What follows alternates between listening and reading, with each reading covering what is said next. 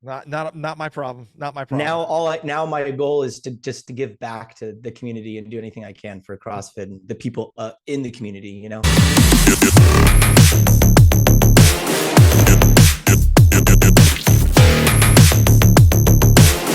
Before we start the show, I would like to thank the sponsors that are helping this podcast grow. The first one is Liberté Lifestyle. These knee sleeves are absolutely no joke. They gave me a promo code too as well, Type1, to get 10% off each item you buy. They also have women's clothes, men's clothes, wrist wraps, pretty much you name it, they have it. And the second one is Hero Barbell. This barbell is by far the best barbell that I've ever used in the game. It is also one of the fastest growing barbell companies in the functional fitness community, as well as other branches in the fitness space. So they also gave me a promo code too as well, and which is Type1, which gives you 10% off of their barbells. I'm telling you, the spin on these barbells are insane. But these are the two sponsors I have, and I want to thank them so much for being a part of the show. And now, here we go to the show. All right, guys, welcome to another episode of the Type1 Lifting Podcast. I have a second time around guest, the meme lord, Rodrick Lopez. Man, thank you for coming on.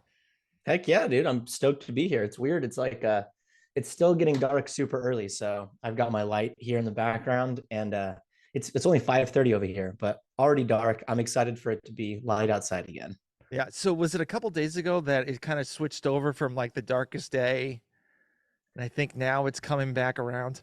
That's what I heard. I heard it was like this is the shortest day of the year, and now the days will finally get longer again, which made me happy because it'd be 4 p.m. and it's like pitch black outside. You're like, man, I'm tired. Oh, it's 6. I still need to do things in my life. I still need productivity in my life. Yep. That was like when I was living up in Massachusetts. It was like around like 8 o'clock, it started getting a little bit lighter, but then 4 o'clock came around and just instantly dark. And so it's just like, I was working at the hospital. So it was like literally, going in at dark and then coming out at dark. And it's just like, this is awful. Awful. Yeah, you don't want to do anything. Yeah. And it's like, put your jammies on. Yeah. You try to work out and it's just like, you just pitch black everywhere. And it's just like, no bueno. Yeah, not the vibes that we're looking for. Yeah, I like the summertime vibes. Yeah.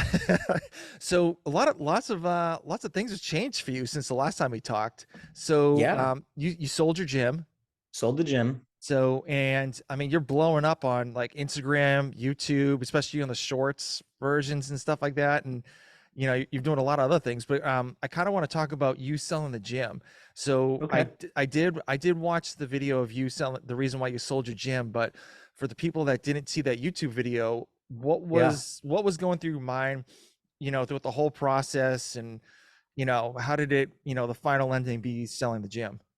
Yeah, for the people who know the entire story, I'll keep it as short as possible. My intention was to never own a gym. I always wanted to work in a gym. Mm-hmm. That was always the goal.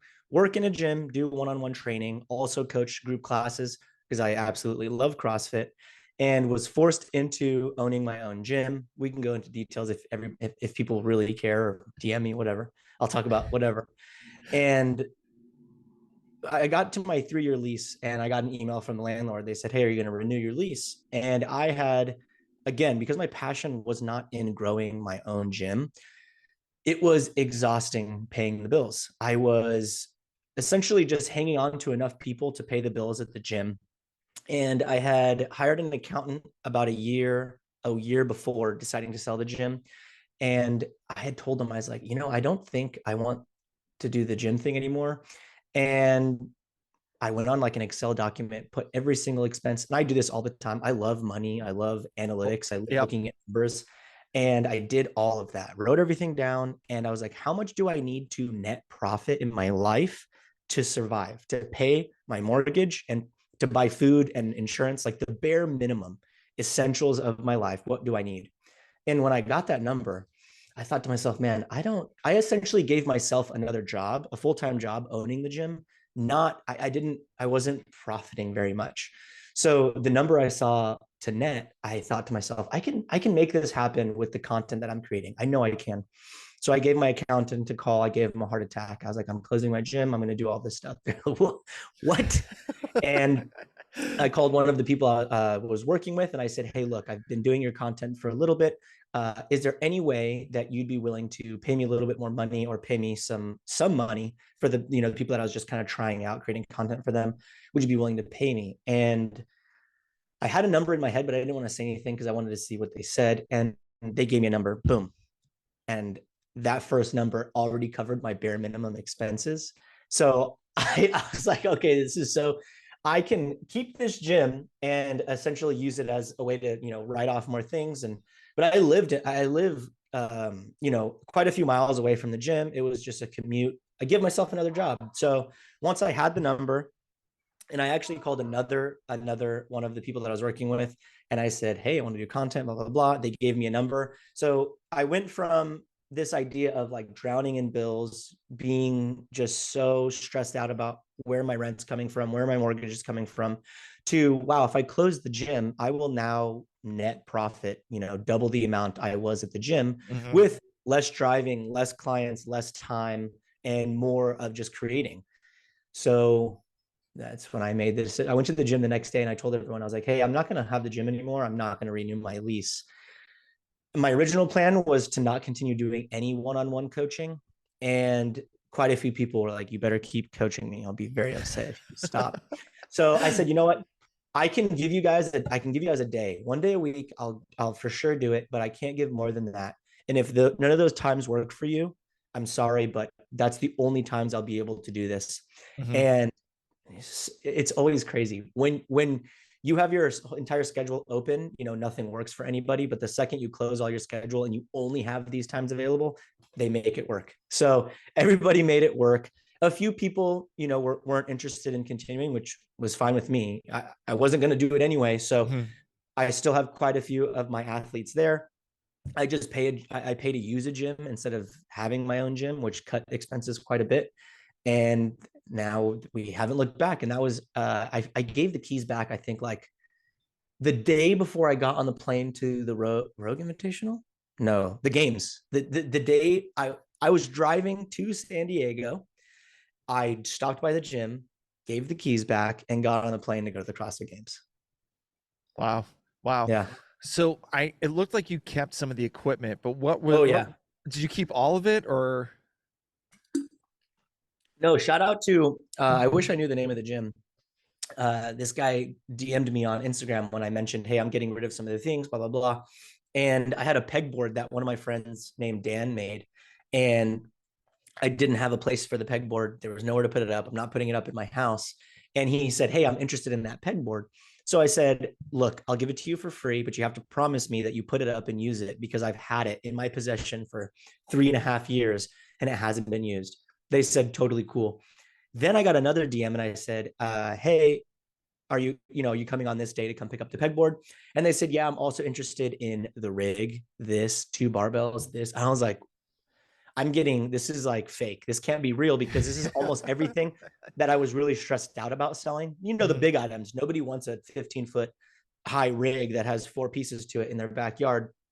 And they said, yep, no problem. That's what I'm looking for. My gym is opening up like a personal training spot.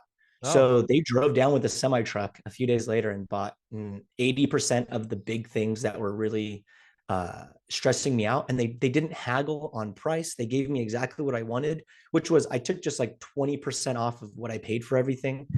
It's not like I had a gym that was running with hundreds of clients. It was 15 people who used it for 2.5 years or 2 years because I didn't have all the equipment in there when I moved in. So that worked out really well. And then everything else that I wanted, I just put in my garage. So I wanted to keep two of everything. I only have 1 bike, 1 row, 1 ski, but I wanted 2 barbells, 35, 45 barbells. I wanted like all my dumbbells, things like that. So that if I have friends come over, we can still crank on some fitness, Yeah. You didn't want to keep everything just like the guy from Garage Gym Experiments. He has Dude, like everything known to man. That's crazy. Yeah, his warehouse is insane. I would have kept it in if like, the reverse hyper, I totally would have kept, but it just wouldn't fit. When we bought our house, we really wanted a 3-car garage. That was on our list, but this house has everything else we wanted except the 3-car garage. So I, had to settle for selling some stuff. And, to be honest, I do really love CrossFit. And I was actually before I jumped on here, I think I'm going to re-sign up for an affiliate, just so I can be going to an affiliate again and enjoying the community aspect of everything, do the open there, etc. Yeah. So since you were a prior gym owner, what are your thoughts about the price increase that CrossFit's doing for the affiliate fees? Yeah, I actually just listened to Coffee Pods and Wads. He put something on, like, I think it was a month ago or 2 months ago, and Mhm.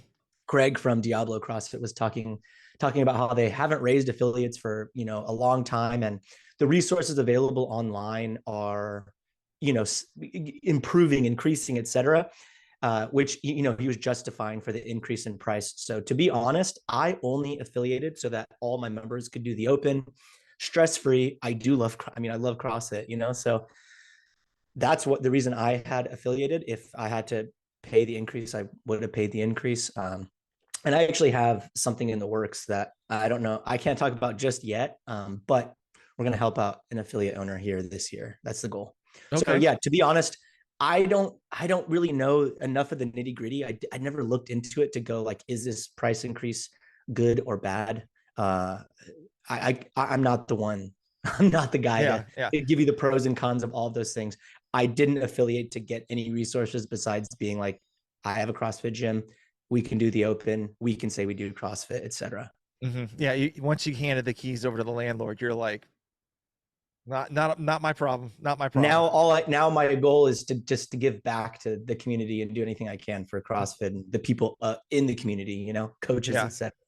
Yeah, definitely. So I can imagine, like, did there was any time and point where like you're like, I can make a killer piece of content if I just rig up the rig in my backyard and just get my wife's opinion on it, and like just like with the look on her face, like that would kill it. Like, how do I you so look what I if got? it I would have kept everything if I could. My HOA wouldn't have allowed if I would have had a 2-story house and my backyard wasn't directly to like where the HOA can see, I Yeah. would not care about having a 15-foot rig in my backyard. That'd be sick because I could do rope climbs, I could do muscle ups. So the original goal was to throw it up back there, but because you can see it over our house, then I would just, yeah, HOA. HOAs are just not the greatest. They So they are the worst. The yeah, worst. It's yeah. it's like you like you're off like it's a tint on a color. You got to like spray paint it off and then do it over again. It's just almost to the point you're 100%. like, I'd rather pay the fine than just deal with this like redoing One, everything.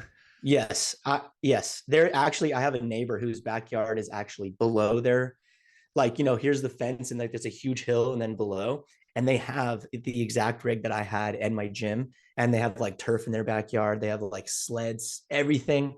But because the HOA can't see it from the street, it's okay. Yeah. So I would, Yeah. yeah, my wife would have been down to have a full rig in the backyard.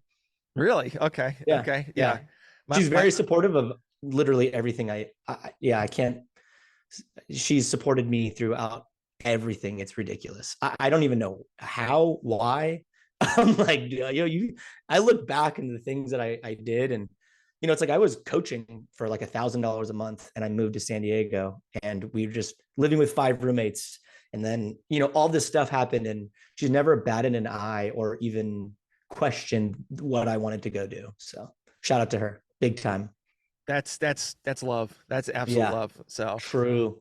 yeah, that's crazy. But is there a time when it was a little rocky at the gym before you left, and then like you and your wife like earlier were like, okay, this might not work out, like maybe we should just like cut off the lease early or whatnot? Yeah, so it's kind of funny. This is interesting. My wife and I actually keep our finances separate, and this has kind of been like a cheat code in our relationship. I know some people might not agree with this, but for our whole relationship, we've always paid a percentage of our income towards everything we're doing, our mortgage, our bills. So if she made more money than me for a very long time, and we would pay, it'd be the percentage of her income is the same thing I'd pay. We'd go on vacation, be percentage.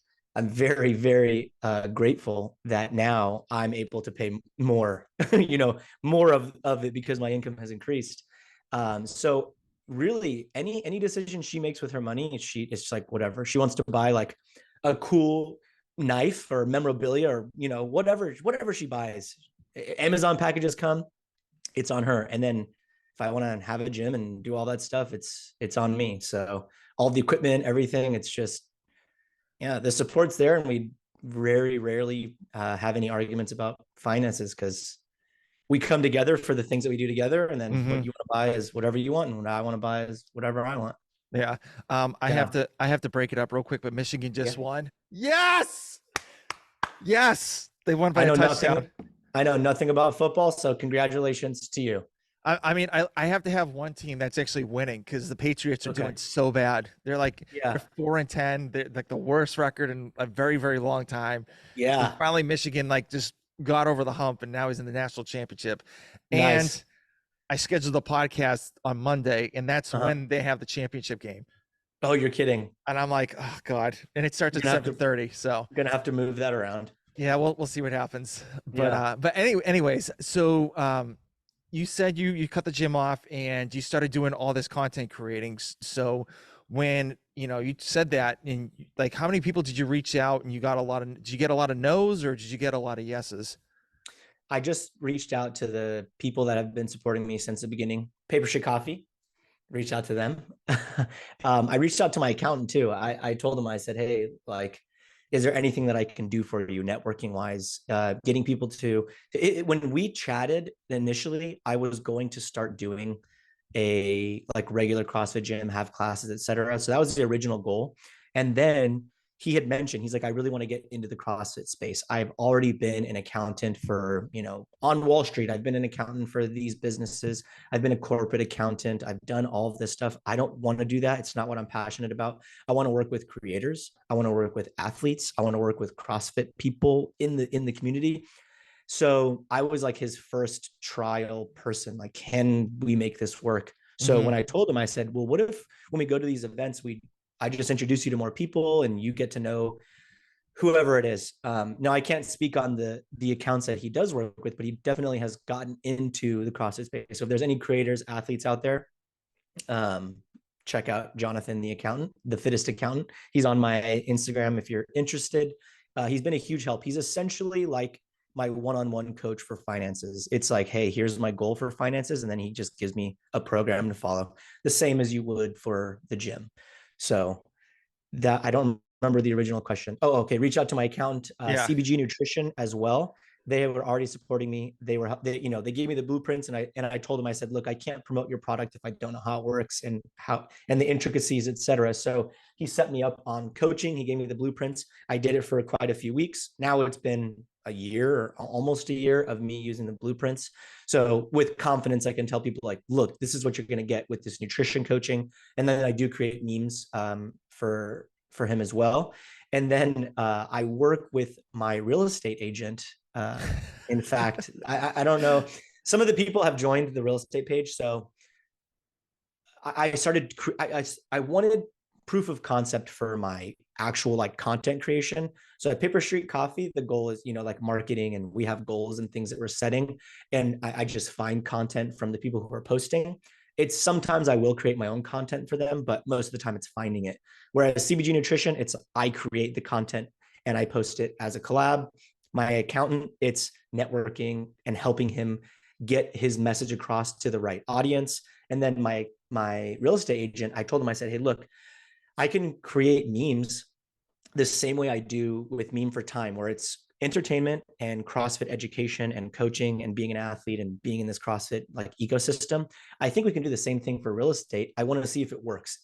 Will it get views? And can I, with my little knowledge of real estate, can I create things that people find funny and what's the word I'm looking for?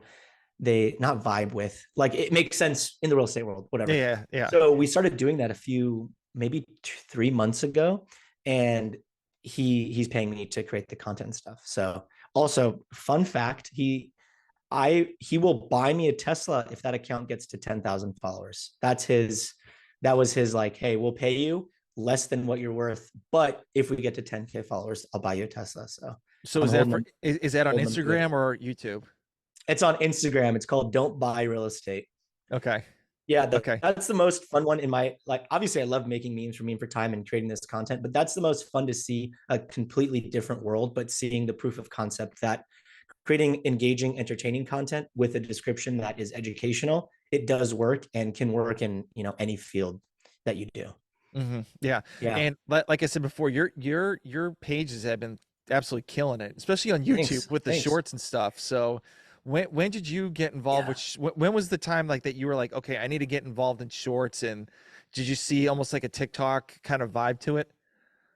I just really like YouTube. I enjoy being on YouTube. I like going on YouTube. I don't go on TikTok. And as much as, Gary Vee is like yelling into the screen to use TikTok, I just don't like TikTok. I don't use it. But I love YouTube. I use YouTube. I watch YouTube shorts. I get sucked in. So I had already had a YouTube channel. And the second they rolled out shorts, I was already posting shorts. And then, you kind of get lazy and you're like, oh, I posted on Instagram and I don't want to post on you. And then finally, one day I was like, okay, I have literally like 80 memes I've never posted on YouTube Shorts. Let me backtrack, start posting these on YouTube Shorts. And then I thought, why don't I post these real estate memes on his YouTube Shorts as well? So the YouTube Shorts, I mean, randomly you'll get, like 5,000 views, which on Instagram is cool. And 5,000 views on Instagram really doesn't seem like that much. But on YouTube, it's like, well, that came with 10 subscribers, which for some reason I don't know if everyone is like this on YouTube, but a subscriber feels more hardy than a follower on Instagram. It's Agree. like, Agree. oh my gosh, they click subscribe. So yeah, subscribers definitely goes up on YouTube. And in 2024, I'm going to be creating more YouTube content. We can get more into that if you're interested. But I'm now very curious, will the followers that I've gotten from shorts transfer over to viewership when I start posting long form content? So for me, so my the way my YouTube channel works is Yeah. we do podcasts like what we're doing now, and then what I'll do is I'll cut it up into like 5 different shorts, like podcast shorts, and then kind of Yeah. go from there. And obviously, like, you need to have the good title, you need to have the thumbnails and stuff like that. But I've noticed that a lot more people are kind of like leaning towards the shorts 100%. because it's almost like TikTok, quick, easy.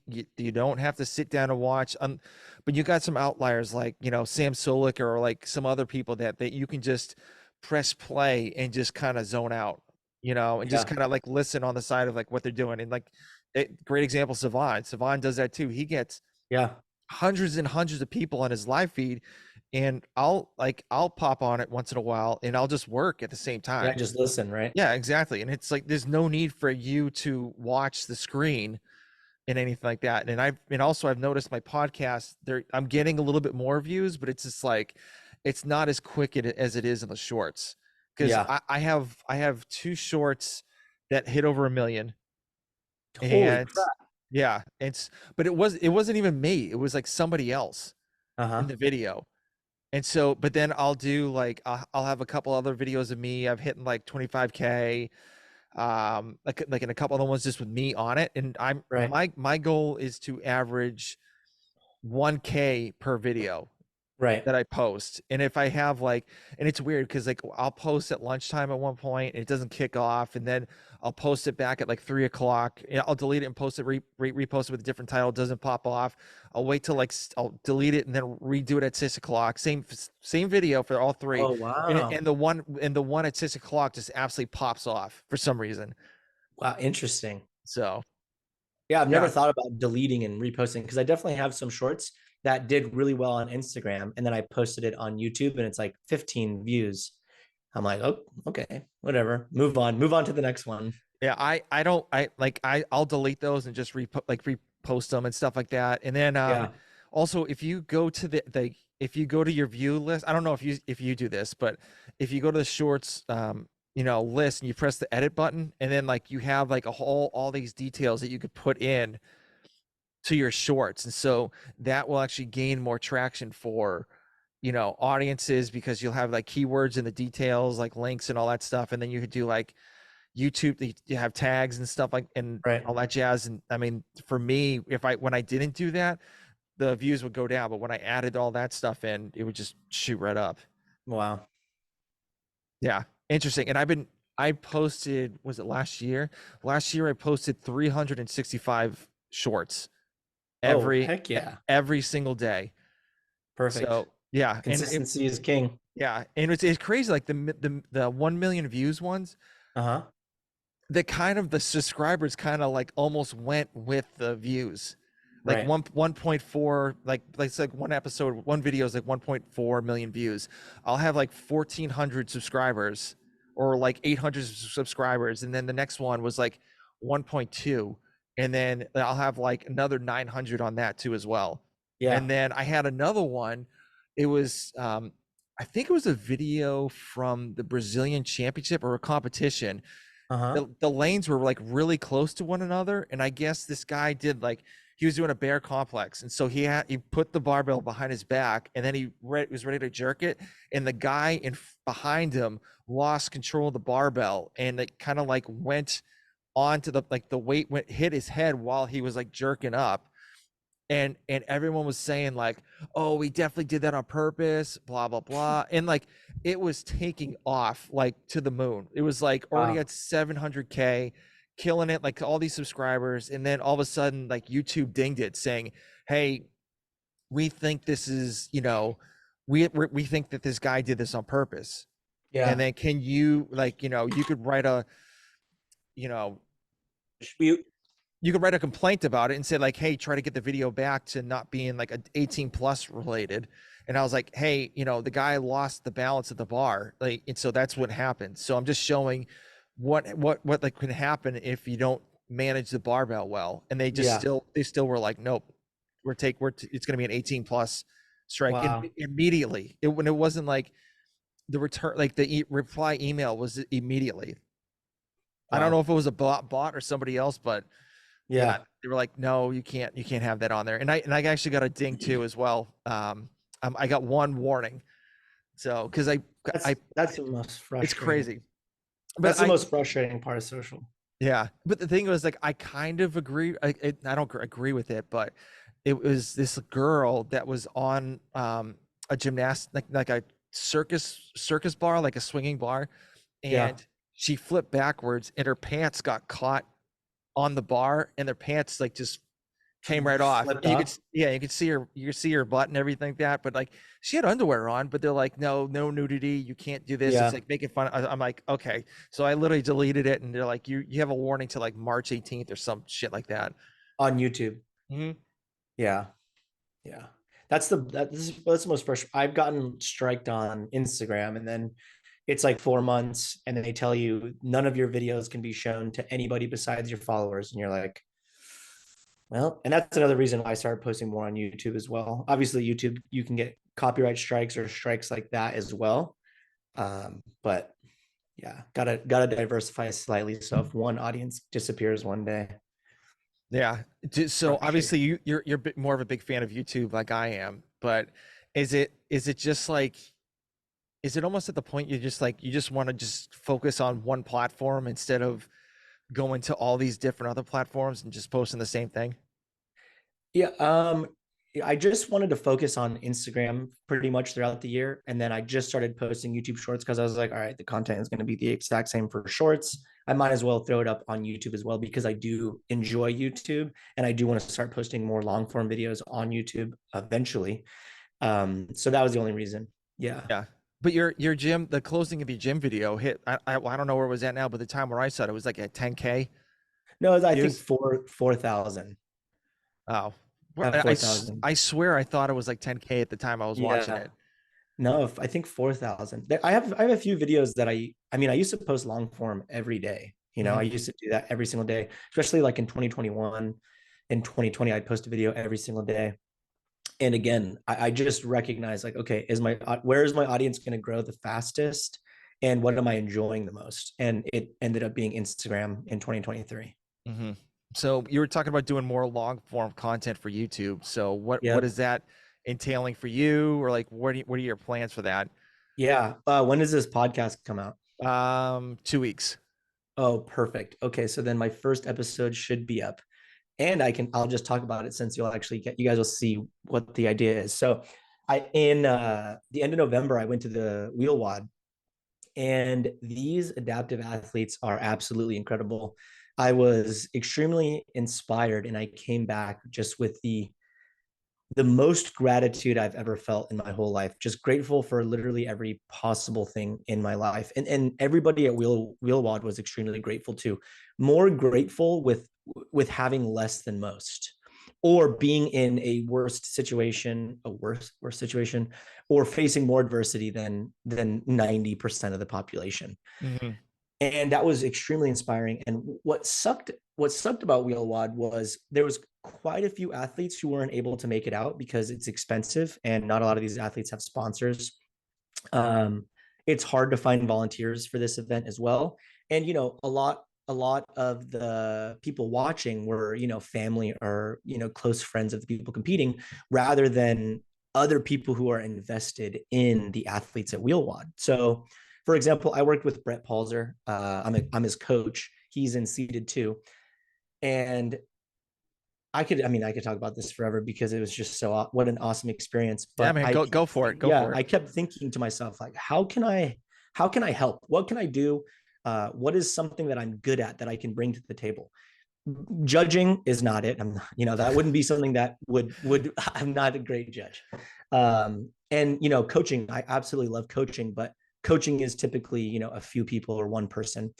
So I kept thinking, I'm like, okay, well, I made those memes with all these athletes at Wheel Wod, and I got the opportunity to talk to a lot of them and start understanding, like, what the heck are you experiencing? What did you go through? And I feel like a lot of people have these questions, but don't get the opportunity to ask them, or just assume. Before I started working with Brett, I had zero idea of what it was like for somebody in a wheelchair. I didn't know that there was different types of injuries that affect. I mean, I'm a kines major. I should know a little bit more about, an adaptive athlete, but I had no idea. Yeah. So, I see comments sometimes. Me and Brett would post a meme and they're like, this guy's a phony. He moved his leg. What a phony. And at first I'm thinking to myself, how does he move his leg? I have no idea. And then you start recognizing, okay, well, just because he can kind of move one of his legs doesn't mean he can walk and stand up and do these things, because of where his injury was and how it affected him. In the seated 2 division, it's with hip function. So he has some hip function, and then some seated athletes have no hip function. And then you start getting more into the details of what these athletes go through. For example, a lot of these athletes, they need to use a catheter just to go to the bathroom every single time. How annoying would that be? And it's the simple thing. Going number 2 is not even something I'll get into in this situation, but it's something that we just take for granted. Every time we go, we just go, boom, done, later. And they go through a whole lot more. And then you start talking to these athletes that have one leg or some sort of lower body issue, and it's waking up in the middle of the night to go to the bathroom. It's funny because one of them mentioned the most frustrating thing about going to the bathroom at night is if I don't want to put my leg on, I have to hop to the bathroom and I wake myself up. I never thought about that. Yeah. So I started thinking, like, man, this is crazy. Their stories are freaking incredible, and they're interesting. And if I had the opportunity to ask them the questions that I was asking while I was at Wheel Wod, so many more people I feel like would be invested in their athletic endeavors, their journey, and it would make the athletes more marketable themselves as well, because people would be invested in their story.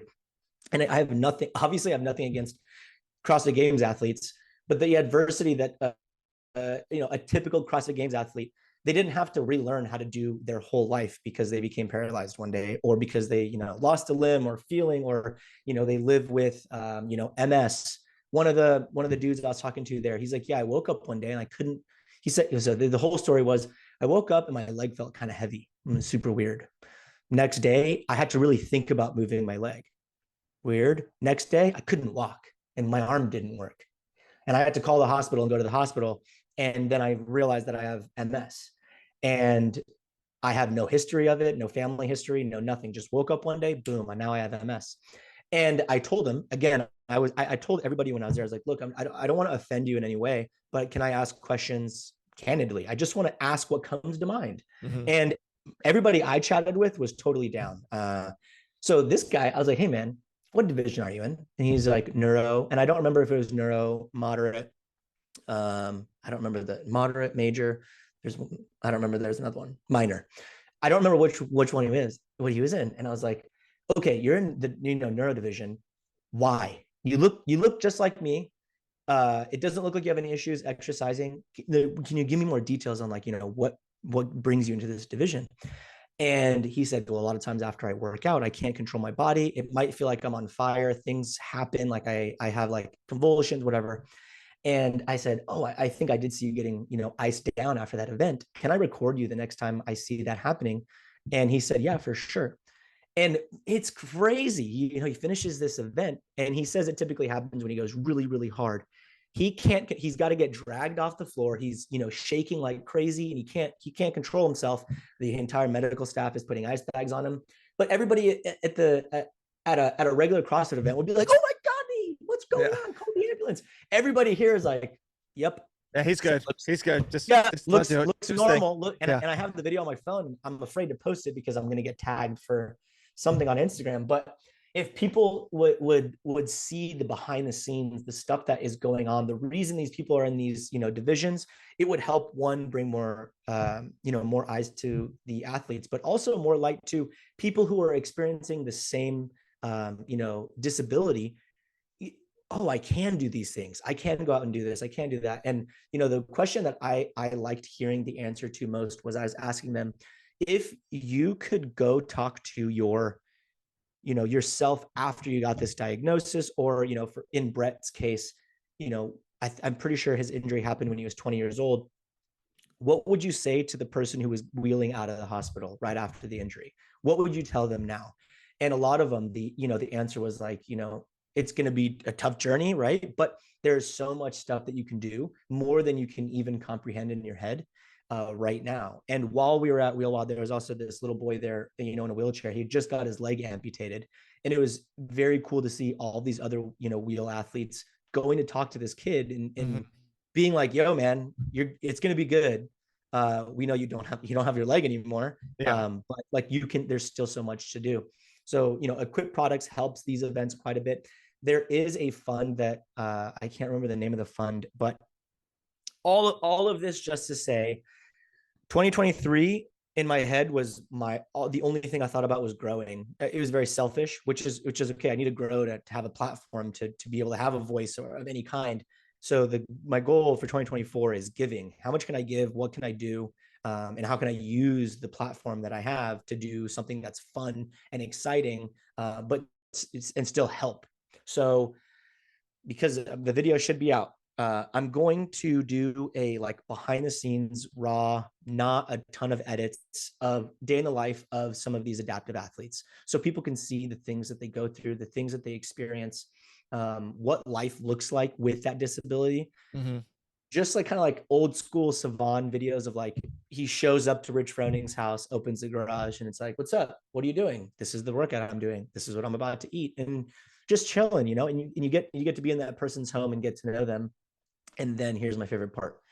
We're then going to take the adaptive athlete to a CrossFit Games or CrossFit semifinals athlete, and have that CrossFit Games or semifinal athlete try to do an event or workouts or pieces of a workout as if they were the adaptive athlete.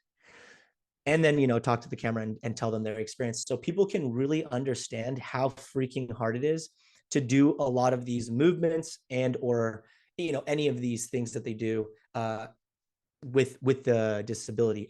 One example is Victor. He's got one arm. He does one arm rope climbs. How freaking awesome is it going to be to watch a CrossFit Games athlete try to complete a workout with one arm rope climbs? They may be able to do it, right? They may be strong enough and have a strong enough grip, but it's not something they have to always do in every workout they do. So I think, and I hope, people will be invested in their stories and want to learn more about them.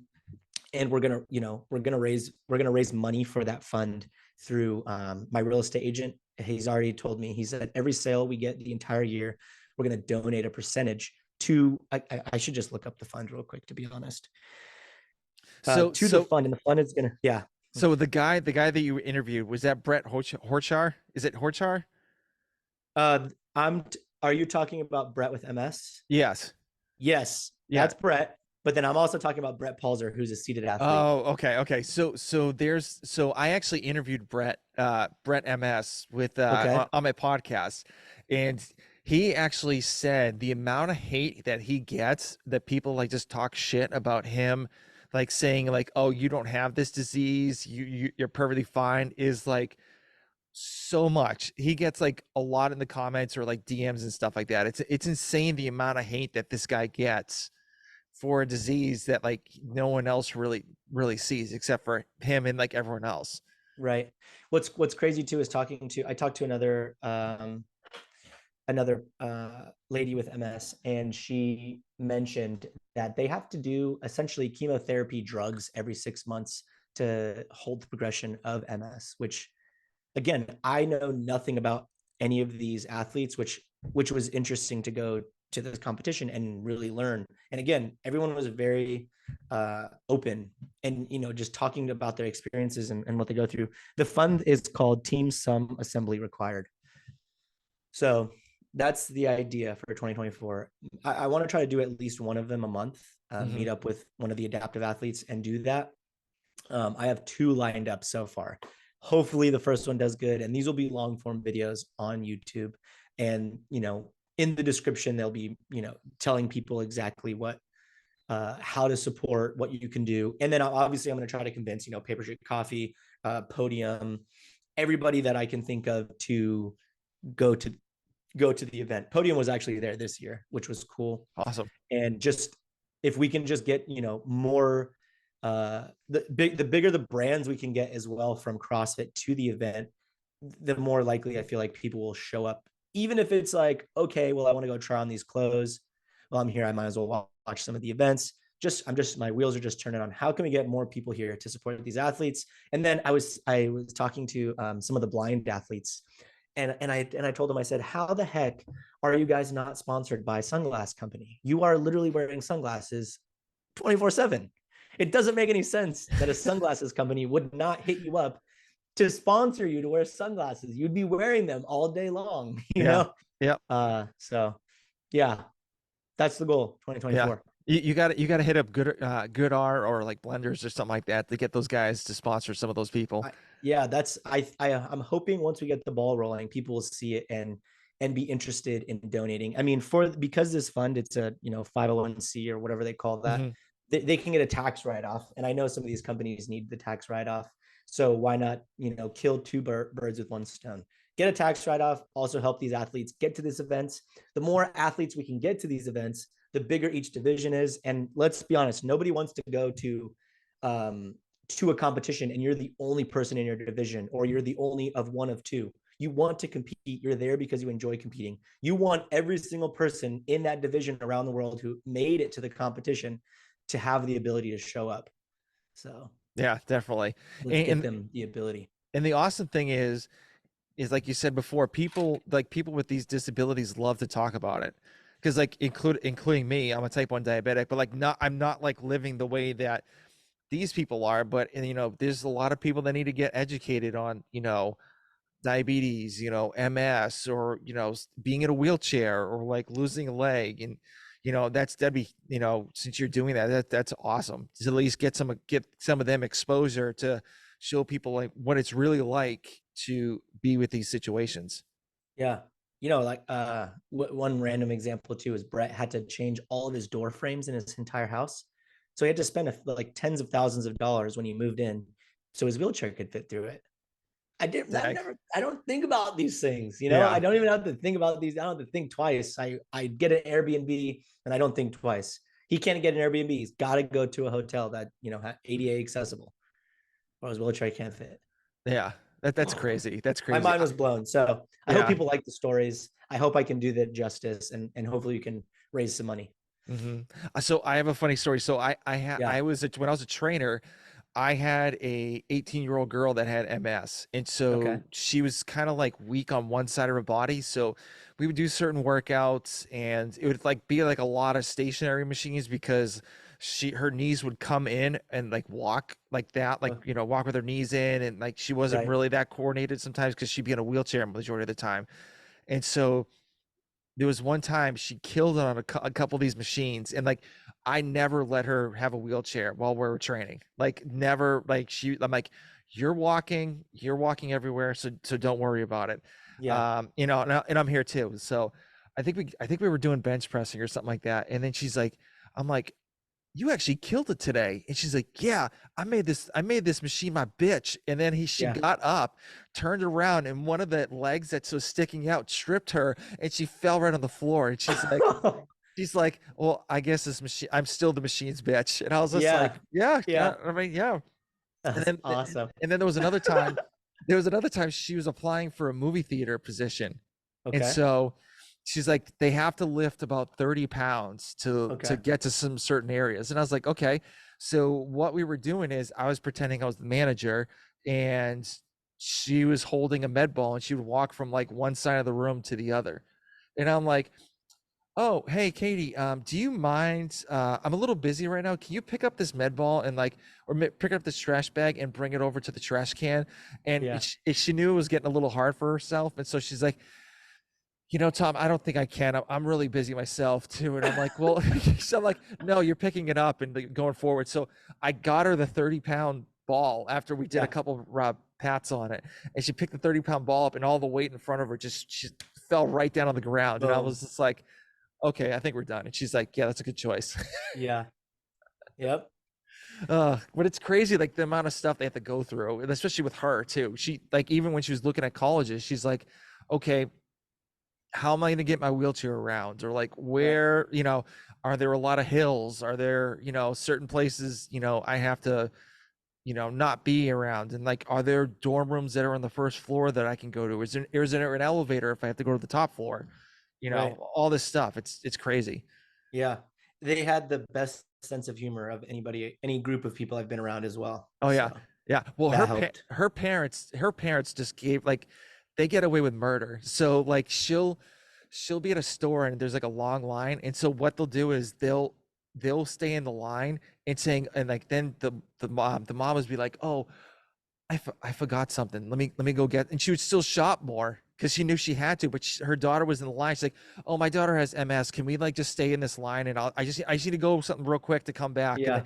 And like, she would like be out for like another 5 minutes shopping and then come back in. And then like, she'd still have her like place in Still have her line. spot. Yeah. Yeah. Yeah. The parents were like, whatever. So they kind of went with it too. Yeah. Brett he always says, he's like, I'm in a wheelchair so I can park in the front always.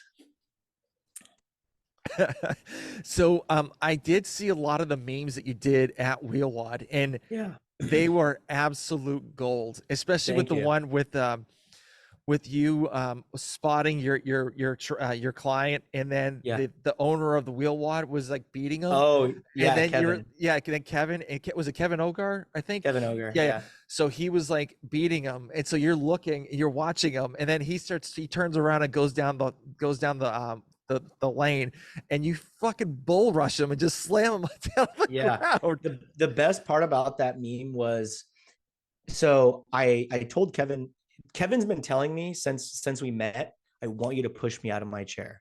And I'm like, dude, we can't just do this anywhere. People are going to be very concerned if they see me push you out of your chair wherever we are. Yeah, So yeah. now that we're Wheel Wod, I said, hey, this is the best audience for this.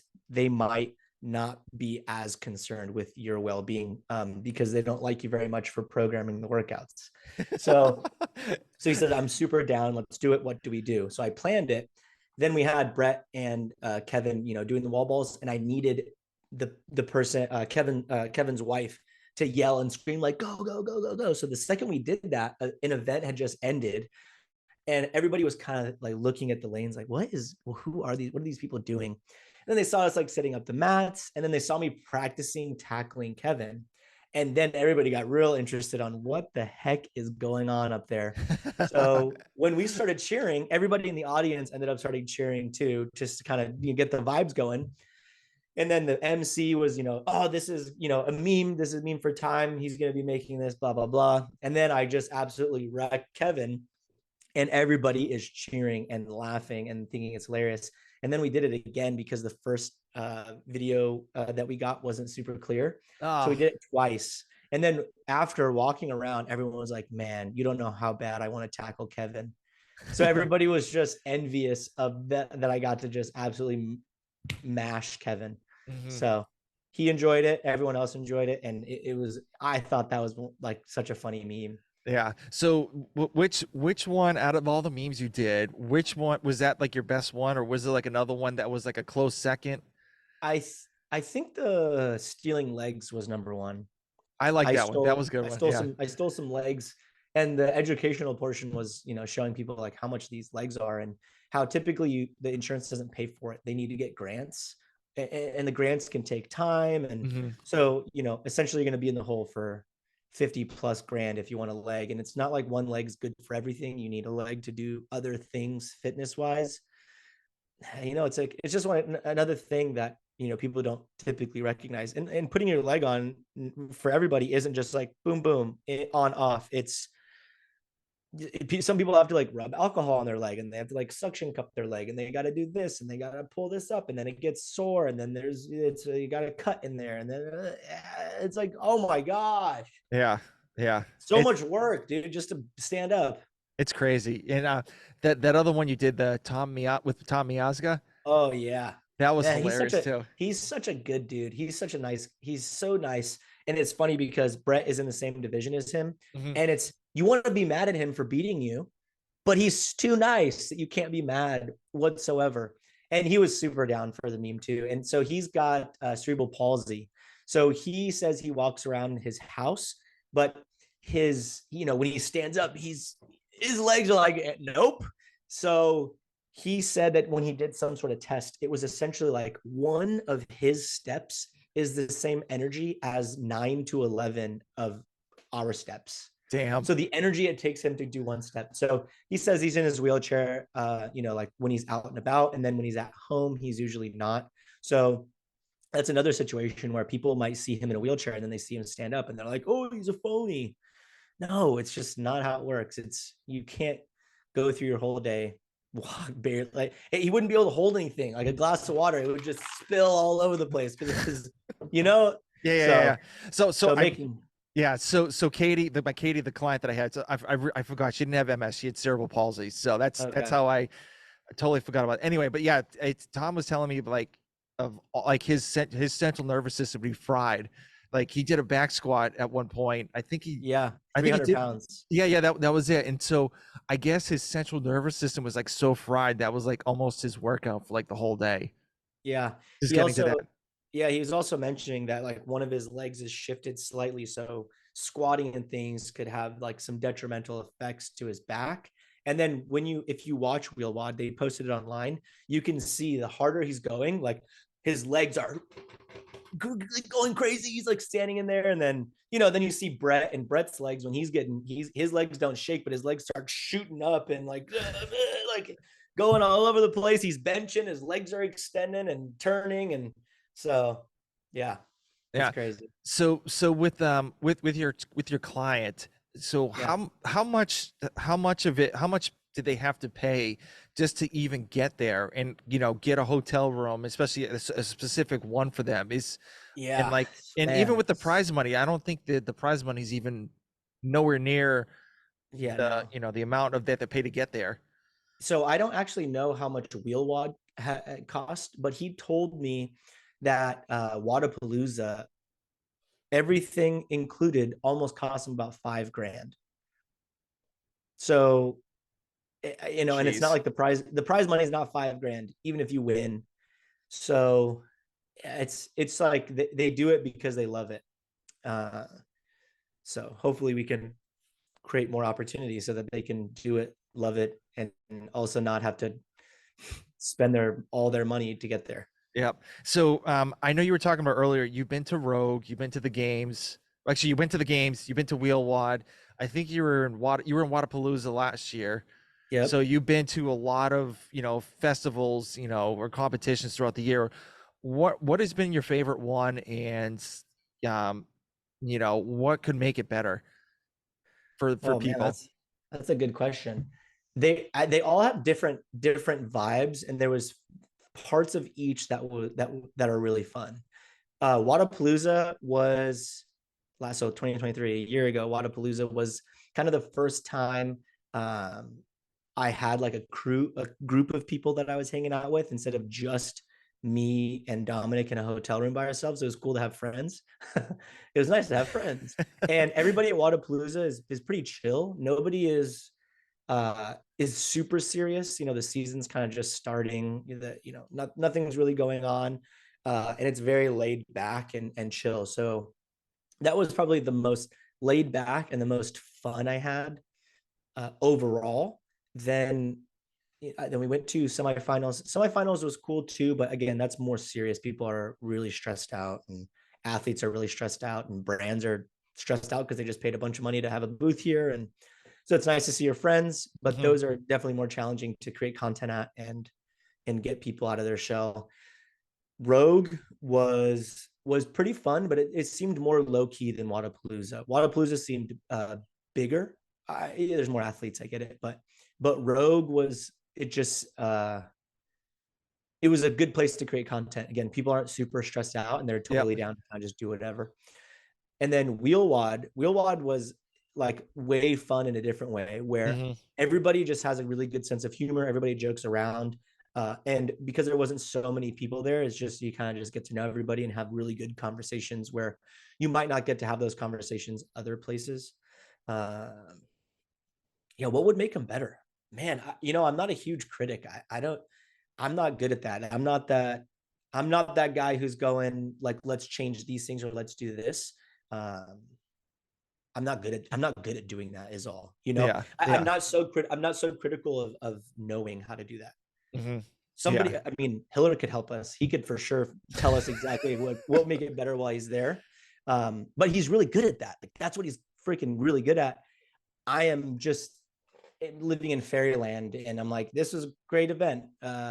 Same one, like I'll watch a movie and I'm like, well, I invested 2 hours, so it was pretty good. But, Yeah. I don't know. So how about we do this? Out of all the competitions that you can go that you've been to, what is that like? And you could only go to one event for the rest of your life. What would it be? Yeah, the games, because there's the most people there, the most opportunity, the most like the most people to create with. Wodapalooza was really fun, and then if we can pump up Wheel Wod will be the most fun. Yeah. If we can get more people to Wheel Wod and we can like really pump it up and have, if all of the big names could show up to Wheel Wod and do behind the scenes and do interviews with these athletes and hype these athletes up. They have the best sense of humor. The craziest stuff happens.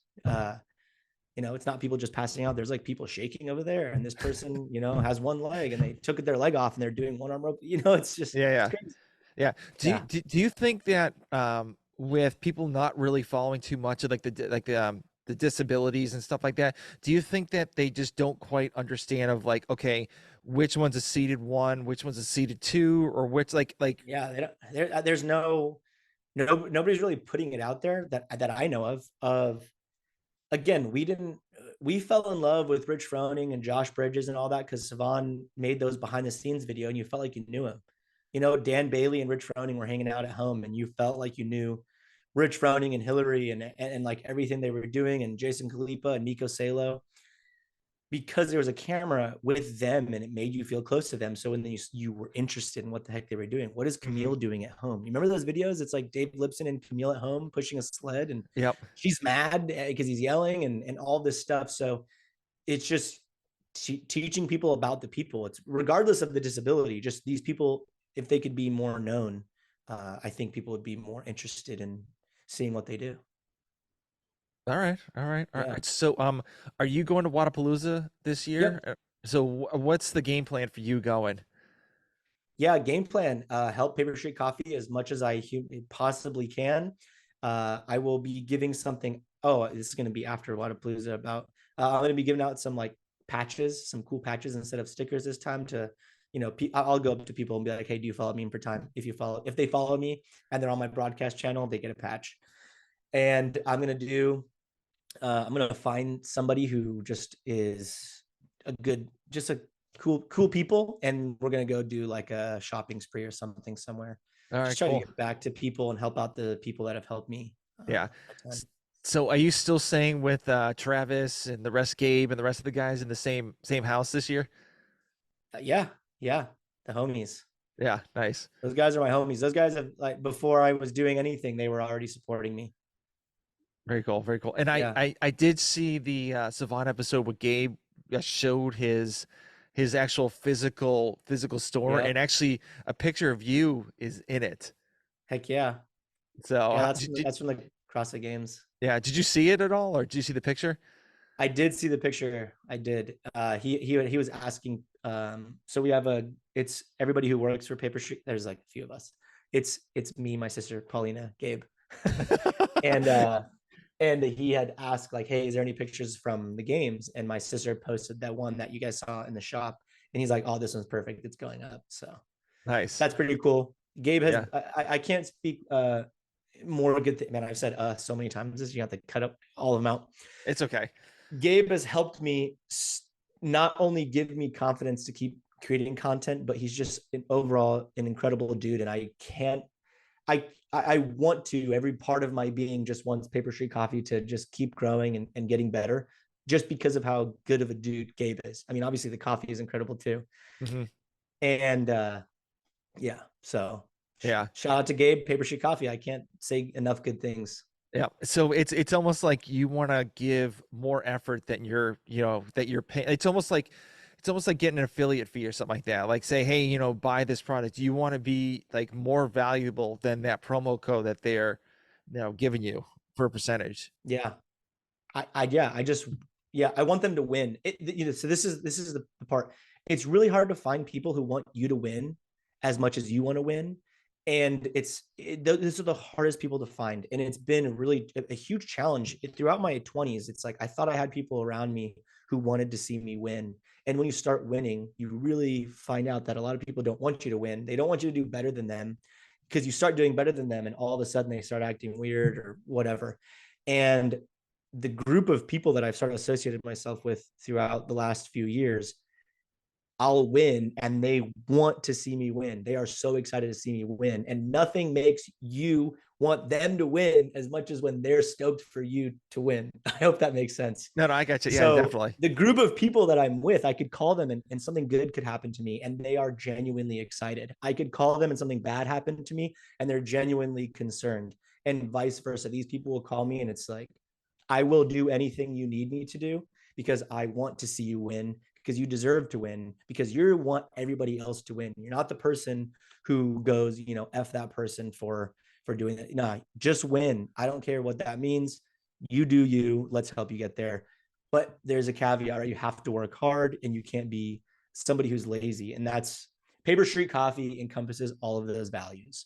Hardworking, not the norm, and just, yeah, it's crazy. Yeah. I mean, It's been a crazy year. I've interviewed Gabe too, and he's super nice, super nice dude, and he's always wants to grow, and he's, very personal, and like he actually told me that I think after the podcast I did with him, he's like, I don't even know if I really want to do another one because I think I've got all the information I can possibly get out of the first podcast I did, and then mine, and then like I could easily call him up if I have a question or like and stuff like that. And he's quick to respond, so quick to respond too, which is awesome. Yep. Paper Street Great dude. Coffee, yeah. Paper And Street Coffee. that play in like even like helping Savon out. I think that was like a huge help for him. Absolutely. He's a Yeah, huge advocate for Paper Street Coffee. He's helped Gabe personally. And yeah, I mean, yeah, it's sick. It's cool. Just yeah. just win. Everybody just help your friends win. Hmm. Yeah. And so I kind of want to go back to the YouTube stuff that you were Yeah, talking about because yeah, I for know you're sure. you're really liking it. So what are you planning to do, like one video a week, or like what's the kind of metrics that you're running to hit for 2024? Yeah, I try not to take on too many things and drop all of them. I did that a lot when I started, when I opened the gym. I started a supplement company. I did too many things and I just juggled too many things and they all fell. So Hmm. I only focus is a one video a month with an adaptive athlete with the day in the life, and then potentially cutting that up to make, snippets of that or shorts or whatever it might be. And if there is other ideas that I get that can help that community, that's what I want to do. So Yeah. I'm also the type of guy, however, who if I get inspired and I just have an idea, I don't wait typically to do it. I'm going to try it, see how it goes. And then if it goes well, I'll just keep doing it. Yeah. I may have a sponsor for the Wheel Wod. Nice. I like it. Hero Barbell. I could, Yeah. if you want, I can give you their information to kind of see if they have any interest, because I know they sponsor the Master Fitness Collective. So Okay. for like the old folks like me, and so maybe if they get involved with Wheel Wod, you know, For sure. their bar. I mean, I've touched their barbells before I even got like, you know, it's not got sponsored with them. I'm telling you, like the spin on these things are insane, and the grip is like really good, and you know, I love them. Like they're better than the Rogue bars that I've touched. Yeah. No, the high end one. So it's, yeah, Right. it's crazy. But yeah, I mean, if they can, I mean, they want to make a market in the fitness space. So, and they're growing pretty fast. And so if they can get those guys a Wheel Wod, maybe. For sure. I want to create the first video, and I don't want to pigeonhole myself into like these are the three people sponsoring this. What I want to do is open it up to, hey, Anybody. Yeah. here is the fund. I am not going to take you on as a sponsor. I don't want the money. If you want to do something, you do it for that association or Wheel Wod or Equip Products. Like I said, the 2024 is giving. So I try, my goal is to not take, right? So don't give me money, give them money, and Mhm. let's see what happens. Yeah. So are you looking to do 12 episodes a year, or The goal is if you one a can? month. We'll Yeah. see how long it goes. We'll see what happens. I mean, if people absolutely love this and I can spend more time doing it, then I will definitely open myself up to doing it more. If I do, the first, 6 episodes and it's not helping, then I need a pivot to figure something else that will help more. How do we get more people? How do we get more eyes on it? So I won't, if it's not working on YouTube and I have to pivot to doing something on Instagram or something, I will. Hmm. But I'm Very really cool. hoping people enjoy these videos. I hope I can get my vision to look how I want it to on YouTube. That's been the biggest challenge is you have a vision for a video and then make that happen how you want it. Hmm. And like you can't really have a script too, because stuff doesn't happen always the right way that you like, you know, the right way that you want. Yeah. So especially with those athletes too, because you could have something happen to them, or, you know, a part of their, you know, their wheelchair breaks, or like something with their leg breaks and whatnot. And, you know, Yeah. but I mean, more dramatics, more views. Hopefully no dramatics No, so no, I'm that they just don't have kidding. to I'm just pay kidding. any money out of their pocket. But no, I get what you're saying for sure. We'll see. I'm very excited this first one. This first one I'll be filming on Friday. So today's Monday, a few days. We'll see how it goes. Yeah. I'm crossing my fingers. So are you looking for just people in the California area, or are you looking for like, even are you looking to venture out even like to like the West Coast, or I mean, the East Coast or Midwest or whatever? I'll go ever. I'll do whatever as long as it lines up and I can make it work. Okay. All right. All right. How's the sauna you got in your house? I finally get the electricians out here tomorrow. I just had to wait, like New Year's and Christmas and stuff. They're all busy, booked up, whatever. And then the sauna, it requires like 240 volt and 30 amp or whatever. So you can't just plug it into the wall. And I'm so excited because I canceled my gym membership because they had the only reason I went there was for a sauna, and their sauna broke. And I went in a few times and it's still broken. I'm like, yeah, I don't need this membership anymore anyway. But I've been without a sauna for like a month and I just really love it. So I'm very excited to get it in tomorrow. Yeah. I'm I stoked. Tomorrow night at this time, I should be in the sauna. Nice. Yeah, I used to go into the sauna too, and I loved it. And so then I moved, and there's like a global gym that has it, and I'm not Yeah, there. I'm at a 24-hour like powerlifting gym right, now. And so they have like, it's like bare bones. And so they don't have a sauna, they don't, like, you know, and right. it sucks, but you know, it is what it is. Yeah, for sure. I love the sauna, man. Oh, I cannot wait. And I can lay down in this one. Ooh. The gym I would go to is I'm gonna make a meme probably tomorrow if everything works out well of my experience at that sauna. There'd be people talking on the phone, yelling. there would always be that dude, who wanted people to hear him talk about his money. I'd be like, oh, yeah, bro, if we just did like 10K, we did that, blah, blah, blah. And then you'd have, the old guy who sits in there for 2 hours butt naked. Just like the person who's just in there like spitting, sweating, not wiping their stuff. People, it's like, don't pour anything on the rocks, and they're just pouring stuff on the rock. Oh my god, it's just I didn't want to be in there. Yeah, yeah.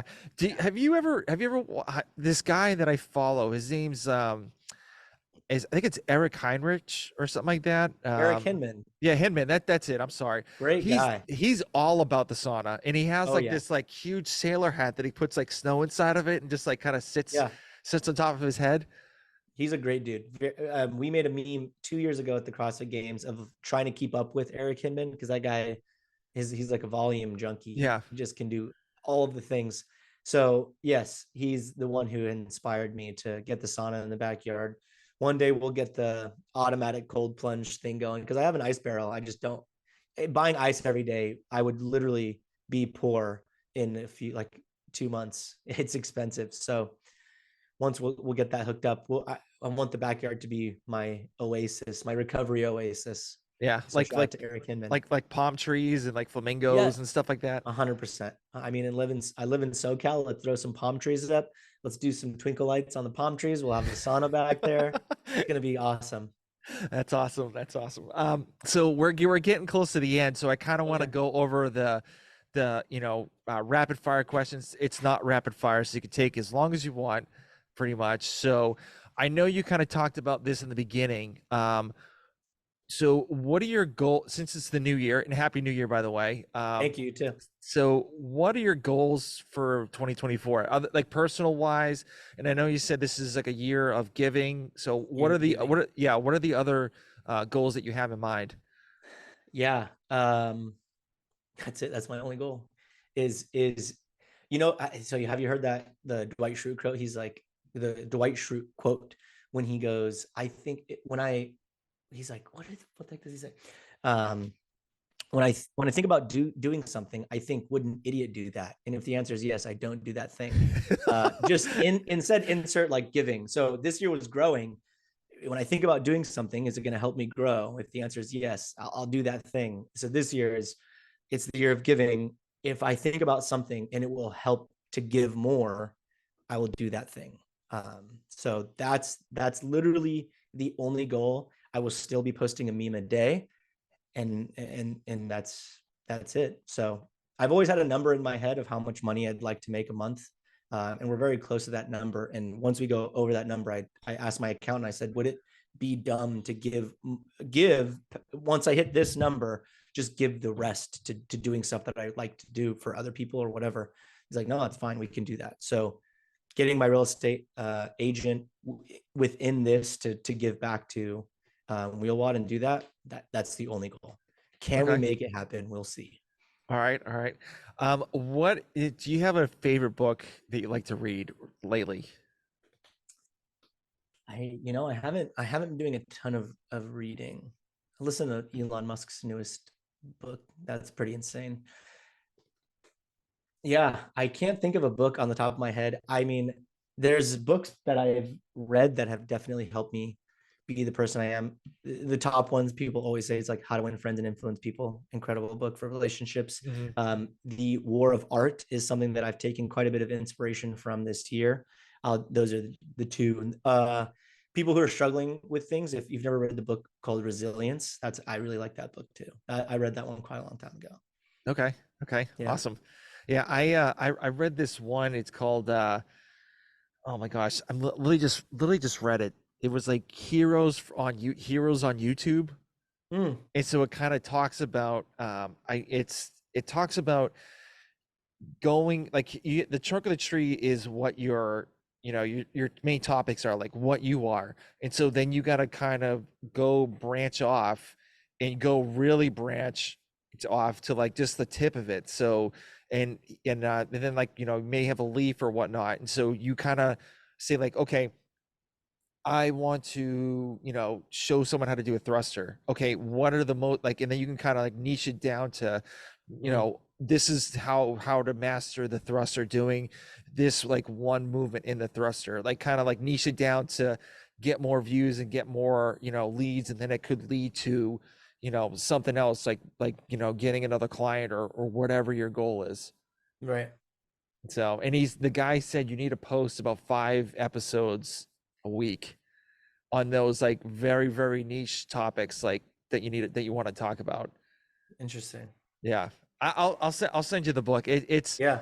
and I actually emailed him. I'm like, hey, I have a podcast, so how can I niche down even further to where I need to go with the 5 episodes? He's like, well, you need to do the things that other people are not talking about, and Right. then niche it down to that, and then like cut those clips into that. And I'm like, oh, okay, all right.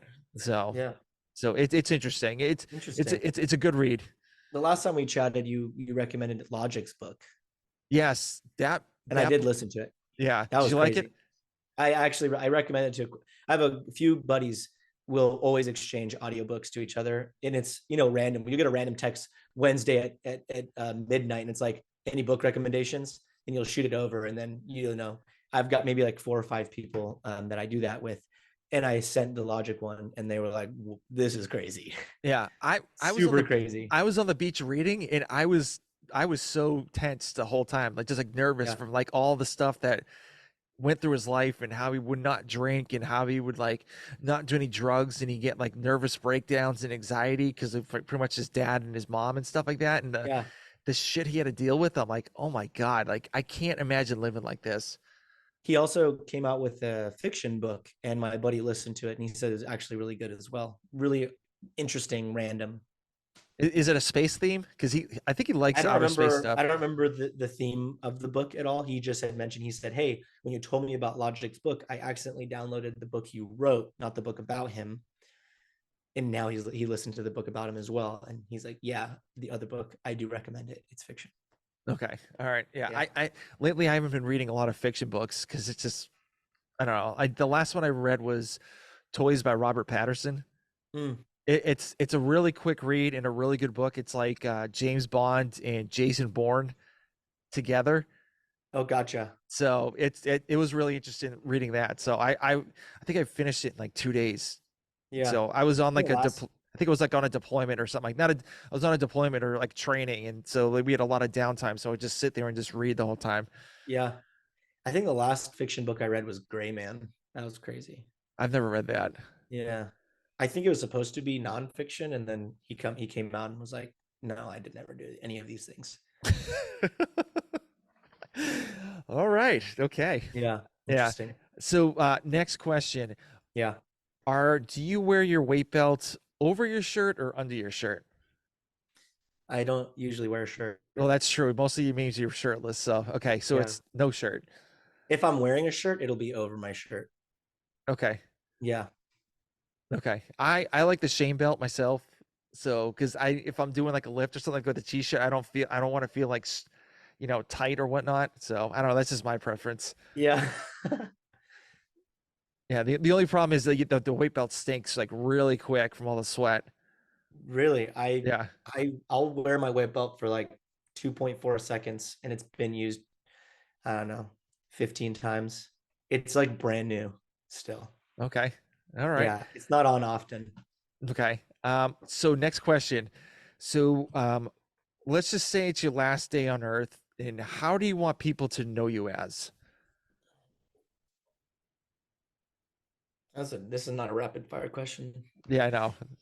Oh man. I hope I made people laugh and push themselves to do more than they thought they could. All I right. think that's at least those two things. That would be awesome. Yeah, I wish I went back to hear what you said the first time because I would have told it to you. And I think it's probably the same thing, close enough to it. Yeah. I wonder what I said last time. We'll figure it out. But Yeah. so all right, last question. So where can people reach out to you if they want to get involved with like content creation, like memes or whatever? So where can people reach out to you? Yeah. On Instagram at meme for time. And then be sure to follow on YouTube to go check out episode 1 of Brett Paulsner's Day in the Life with special guest, CrossFit Games athlete, on at Mean for Time on YouTube as well. Awesome. Dude, thank you for coming on again. I appreciate it. Of course, man. Thank you so much for having me. I really do appreciate it. It's nice to get one podcast down day one and share people the vision for 2024. Yeah, definitely.